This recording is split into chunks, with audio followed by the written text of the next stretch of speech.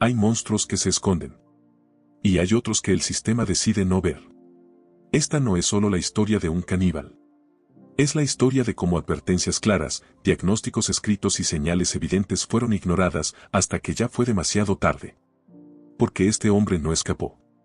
No se ocultó. No fingió. Fue evaluado.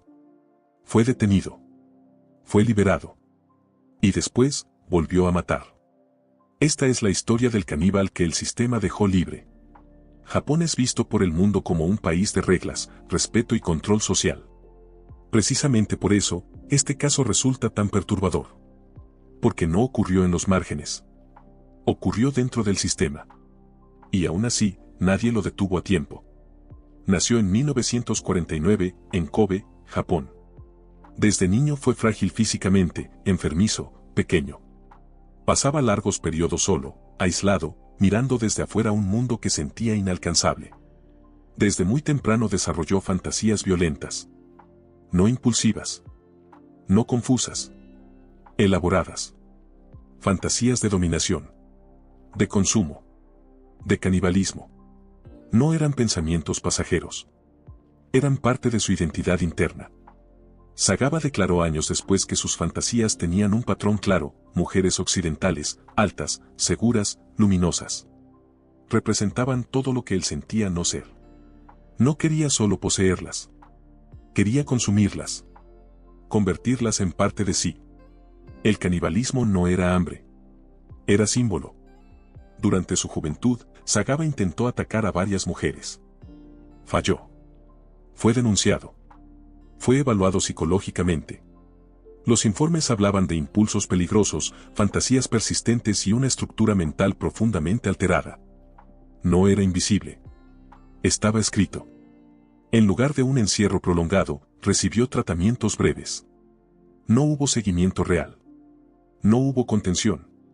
No hubo monitoreo. El sistema hizo lo mínimo. Y lo dejó ir.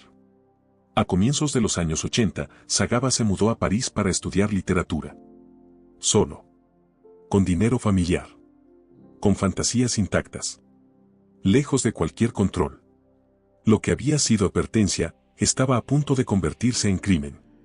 París no era solo una ciudad para Issei Sagawa. Era el escenario perfecto. Lejos de Japón. Lejos de su familia. Lejos de cualquier registro médico activo. Libre. René Artebel tenía 25 años. Era estudiante, vivaz, curiosa. Conocía a Sagawa del ámbito académico. No lo veía como una amenaza. Lo veía como alguien excéntrico, tímido, inofensivo. Ese error, humano, comprensible, fue fatal. Sagawa la invitó a su departamento con una excusa simple: leer poesía alemana. No hubo forcejeo. No hubo advertencia. Lo que hubo fue confianza. En el interior del departamento, Sagawa le disparó por la espalda. No fue un arrebato. Fue un acto planificado. Lo había imaginado durante años.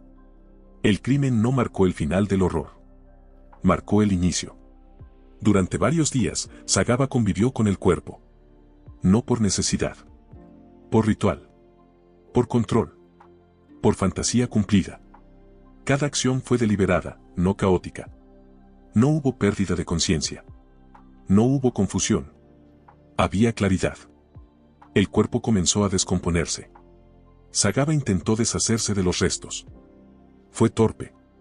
Fue lento. Fue descubierto. La policía francesa lo detuvo cuando intentaba abandonar restos humanos en un parque. No negó nada. No huyó. Confesó. Con detalles. Con frialdad. Los psiquiatras franceses fueron contundentes. Issei Sagawa era penalmente inimputable. No porque no entendiera lo que había hecho, sino porque su estructura mental estaba gravemente alterada. El diagnóstico fue claro. La peligrosidad, evidente. Sagawa fue internado en un hospital psiquiátrico en Francia. No como castigo. Como contención. La intención era clara: no podía volver a la sociedad. Pero esa intención no duraría. En Francia, el caso estaba cerrado. No porque no hubiera pruebas. No porque hubiera dudas. Sino porque Issei Sagawa había sido declarado inimputable. Legalmente, no era un asesino. Era un paciente. Eso significaba algo clave. No podía ser juzgado. Sagaba quedó atrapado en un vacío jurídico. Francia no podía condenarlo. Japón no podía juzgarlo por un crimen cometido en el extranjero. Y nadie quería hacerse cargo. Aquí ocurre el punto de quiebre. Cuando Japón solicitó el expediente completo del caso, los documentos llegaron incompletos. Faltaban pruebas. Faltaban informes clave. Faltaban diagnósticos detallados. Sin ese material, el sistema judicial japonés declaró que no había base legal para mantenerlo detenido.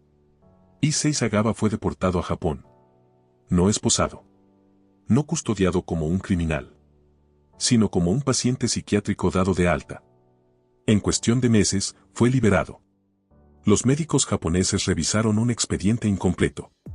No tenían acceso a toda la información. Y aún así, decidieron que Sagawa no representaba un peligro inmediato. Fue dado de alta. Salió caminando. Issei Sagawa volvió a las calles. No cambió de identidad. No desapareció. Vivió abiertamente. El sistema no falló en secreto. Falló a plena luz del día. Familiares. Periodistas. Algunos médicos. Todos advirtieron. Pero nadie actuó. Porque ahora había un problema nuevo. Nadie quería asumir la responsabilidad de volver a encerrarlo. Una vez en libertad, Issei Sagawa no se ocultó. Hizo exactamente lo contrario. Aceptó entrevistas. Publicó relatos. Apareció en programas de televisión. Japón no solo lo dejó libre. Le dio un micrófono. Sagawa comenzó a narrar el asesinato y el canibalismo con una frialdad desconcertante. No como confesión. No como arrepentimiento. Sino como anécdota. Algunos medios lo trataron como una rareza. Otros, como una figura excéntrica. El horror se volvió contenido.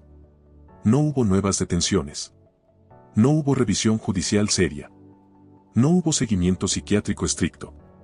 La lógica fue simple y devastadora. Si no había delito legalmente punible, no había nada que hacer. Mientras Sagawa hablaba en televisión, el nombre de René Artebel casi no aparecía. No hubo homenajes. No hubo memoria pública. El foco estaba en el victimario. Siempre. Este caso obligaba a hacerse preguntas difíciles. ¿Qué hacer cuando alguien es peligroso pero inimputable? ¿Qué vale más, el derecho individual o la seguridad colectiva? ¿Hasta dónde llega la responsabilidad del Estado? Japón eligió no responder. Issei Sagawa murió en 2022. Murió libre. Nunca volvió a prisión. Nunca fue juzgado. El sistema sobrevivió intacto. Y eso es lo más perturbador. Porque este no es un caso sobre canibalismo. Es un caso sobre qué pasa cuando el sistema prefiere mirar para otro lado. El monstruo no siempre rompe la jaula. A veces, la jaula se abre sola.